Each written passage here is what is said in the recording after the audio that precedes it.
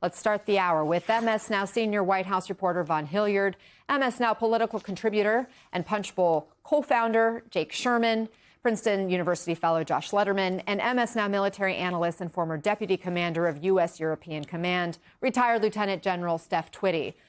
Vaughn, bring us the latest. What do we know about today's meeting? Right. Just in the last few moments, our team saw Vice President Vance and Secretary of State Marco Rubio outside of the White House. And the Danish and Greenlandic foreign ministers in a social media post posted a picture of them en route to the White House in a motorcade here. This is a high-stakes meeting that, we should be very clear, was met by a direct threat of the President of the United States to move forward with an attempt to seize Greenland, saying in a social media post this morning that anything less than acquiring Greenland and having it be under the control of the United States would be, quote, unacceptable. I was told by sources that in this meeting it would be made directly clear to the Vice President and Secretary of State that under no circumstances would Greenland be sold to the United States, and that in this meeting that they would seek to make it clear that under a 1951 mutual defense agreement between the United States and Greenland, that the U.S. could increase its own military presence. They have one installation at this point in time, but that they would welcome an increased presence. And on top of that, despite the president being told this directly, that opportunity is available to him, we have continued to see this threat be made here. And just moments before this meeting took place, Denmark announced that they were going to be moving military assets into the Arctic in and around Greenland, including soldiers, vessels, and aircraft. Anna. The U.S. at this meeting today at the White House is the Vice President, as well as Secretary of State Rubio. We have seen Vice President Vance step in as Trump's pit bull before. What does Vance's involvement today indicate to you?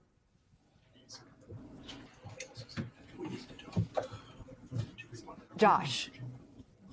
I think it really makes clear that the president wants this to be an aggressive and robust reaction. He's trying to send a signal that what the Europeans want to see, which is some type of a negotiation, some type of an off-ramp in which they will offer the president an ability to expand the U.S. military presence in Greenland, including potentially accommodating what he's talking about today, which is the need to base assets for the Golden Dome in Greenland, without actually seeing a change in sovereignty. That is really the red line for Europe, but that is something that the president essentially has backed himself into a corner now, and just right before his deputies, the vice president and the secretary of state, are going to be going into this meeting. He's really taken any kind of an off-ramp or negotiating channel off the table. And I think having Vance, the kind of attack dog often of the administration on foreign policy, at that meeting is the clearest indication that the president is not backing off of this at all.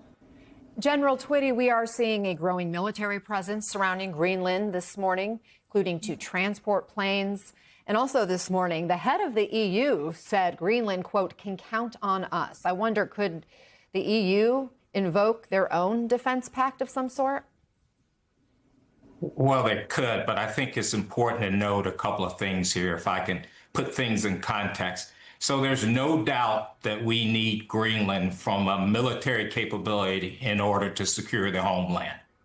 But I think when we take a look at Greenland and his strategic importance to the U.S., we've had all kinds of opportunities to put military combat power in Greenland. They have opened their arms for military capability, to include Denmark supporting it as well.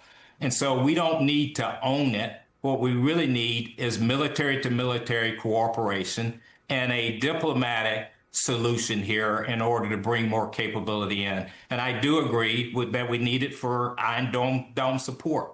But I don't think we need to own it at all. And, oh, by the way, Greenland and Denmark, they're part of NATO, and we're part of that alliance. So we don't need to make enemies over this. I think we can come to a resolution without owning it. And, of course, we already have military assets in Greenland. But, Jake, a bipartisan group of U.S. lawmakers are now heading to Copenhagen on Friday. Is the goal here to show our allies Congress doesn't support Trump's takeover talk? Probably, yes. I'm not sure that matters a lot. I don't think Congress has long ceded its role in the foreign policy realm, and it's greatly diminished from where it was even 10 or 15 years ago.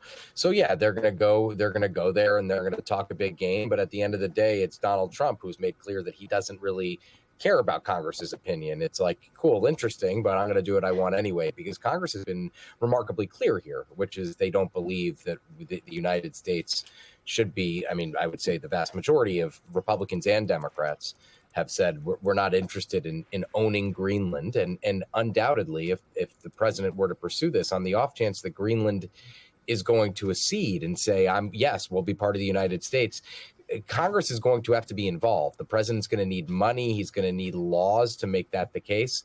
So, again, I don't know that this trip is going to really move the needle much besides just words, but it is significant nonetheless. Yeah, speaking of money, there's reporting from NBC that it could cost them $700 billion for the U.S. to acquire. They've done their own analysis and estimates there. That's half the annual U.S. defense budget, just to put that into perspective.